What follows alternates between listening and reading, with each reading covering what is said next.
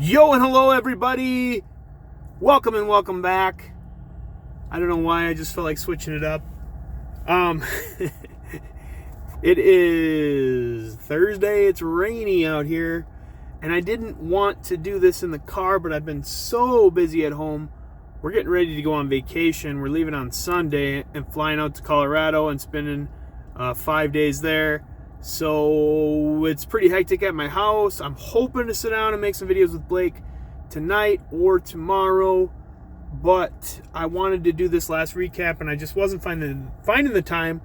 So I'll just show the rest of the cards that I picked up that I haven't shown, and talk a little bit about the National. Not much, just a little bit, and a little bit about whatever.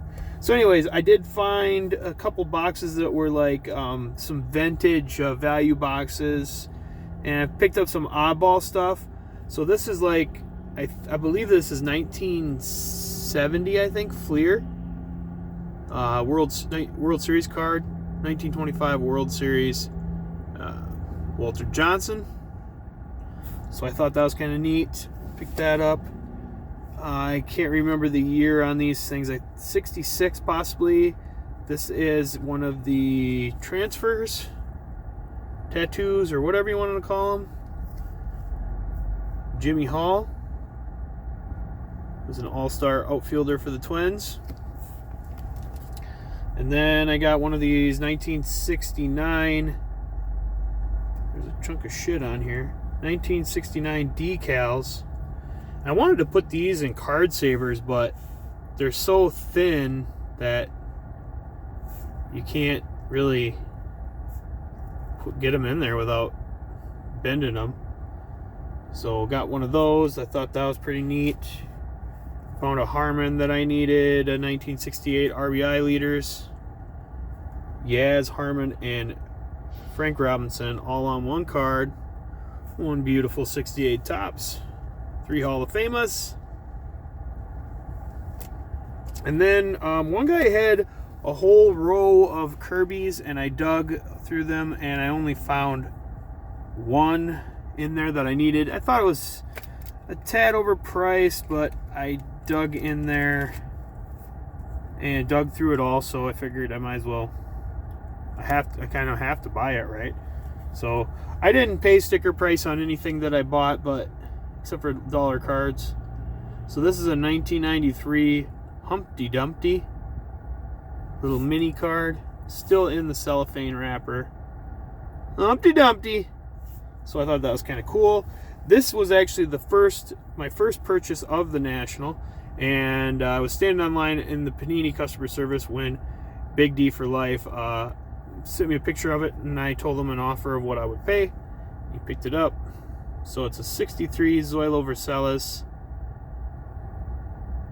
and it's only a PSA 6, but it's a pretty nice looking card. You can tell it's just a little bit miscut, but overall pretty cool, pretty nice ad. Okay, and then I also got two of the main cards I was looking for, and this first one, I don't regret buying it, but I kind of regret like not looking for a better one. I just kind of bought the first one that I found. It was cheap. So it was less than what I had planned on spending. And here it is. It's a 63 Harmon Killebrew. It's in really good shape, other than extremely badly miscut. So off-centered, miscut, whatever you want to call it, really bad. But otherwise, it is sharp. The corners, there's one corner is a little soft, the other corners are pretty sharp, and there's no creases or anything like that, no marks or stains. So, and I got it for super duper cheap. So, but yeah, I if I would do anything differently, I would just look. It's so like overwhelming and crazy, and there's so much going on that sometimes you just act, without saying, well, I'll come back. And I did. Like, if I don't find a better deal than this, then I'll come back and get it. But I did do that later on in the show, but when I first got there. And then I got lucky on this one. This is the 72 Topps Carew, which I needed. So both of these cards will fill up my Topps base runs for Rod Carew and Carmen Killebrew. I got super lucky on this. I just happened to be walking by a guy. He was digging through a stack of cards, and I said, do you have a 1972 Topps Rod Carew? He says, I don't think so. He said, I had one, but I'm pretty sure I sold it. And as he's looking through his stack of cards in his hands, boom, this was in his hand. This was one of the cards in the pile that was in his hands right when I was walking by. So I offered him a deal on it. He took it, and I got the Rod Carew. So this one's in pretty good shape. Just a little bit off-centered, left to right. Corners are not perfect, but otherwise it's in pretty dang good shape. So I'm happy to add that. Okay, and when I left for the National, I had in mind a amount that I wanted to spend on one card. I wanted to get one big card. I did not find a Visalia Oaks Kirby. I'm not saying there wasn't one there. I'm saying I didn't find it. That was one of the cards I was looking for. And then I sold that big basketball card, which I showed a couple videos ago. And then I'm like, wow, I can get another big card. And I had an idea of how much I wanted to spend on that. So I knew I could get a really big card if I wanted. And what I ended up doing was finding a card, not a card, but an item. I found an item that was even lower than my original budget.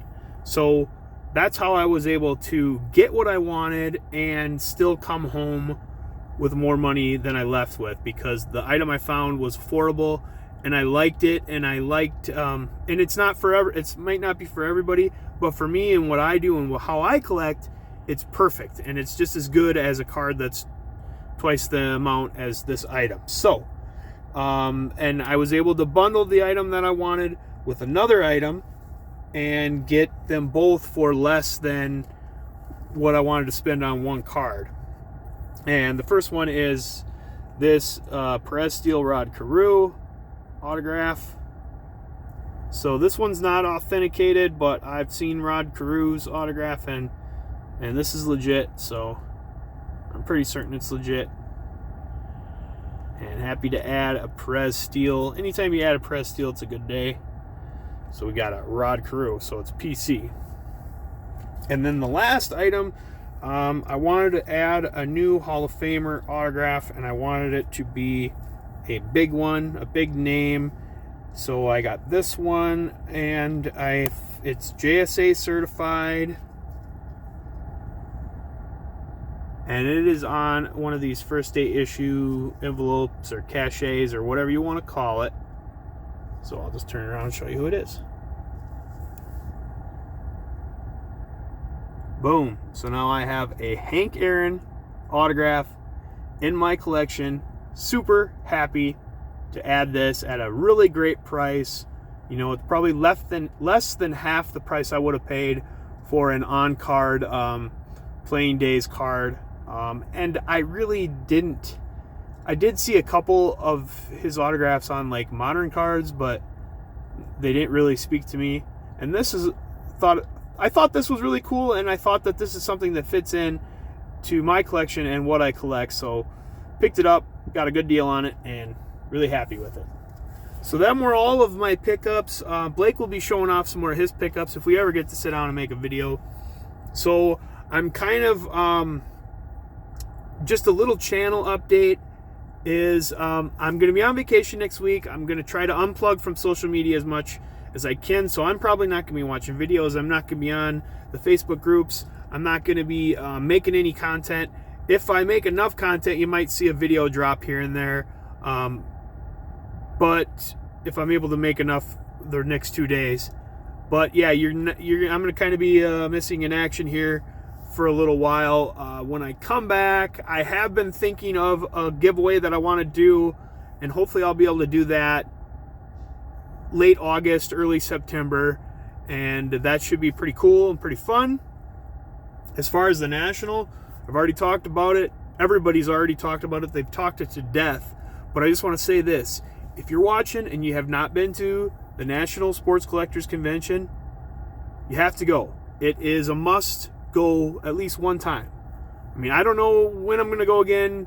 I'm probably not going to go next year. I might not even go in the year after that, but I'm going to try to go again sometime in my life. And any of those people, all those people that put out videos that said, I'm not going to the convention, and the convention's a bunch of bullshit, and screw the convention, and overpriced cards, blah, blah, blah. All of those people are jealous because they can't go. And that's all there is to it. The card show is a great time. Meeting the people is a great time. It's a lot of fun. I hate places with a lot of people, and I hate places that are hot. I was hot. There was a lot of people. It was crowded, and I still was excited and enjoying myself and having a good time. And I was with people that I really liked, and I met people that I really liked. And so I'm just going to say that if you get a chance, go to the National. That's all there is to it. You need to go at least one time in your life and have some fun, meet some people, look at some cards. I mean, you don't even have to come home with anything big. This is small peanuts to a lot of people. And this is somewhat big to me, but I figured I was going to pick up something bigger, which I didn't do. And still, I had fun, and still it was a success in my eyes. And so that's all I'm going to say. I'm going to quit yakking, and I'm going to turn off the camera. Thank you for watching, and stay tuned for more content, and see you later.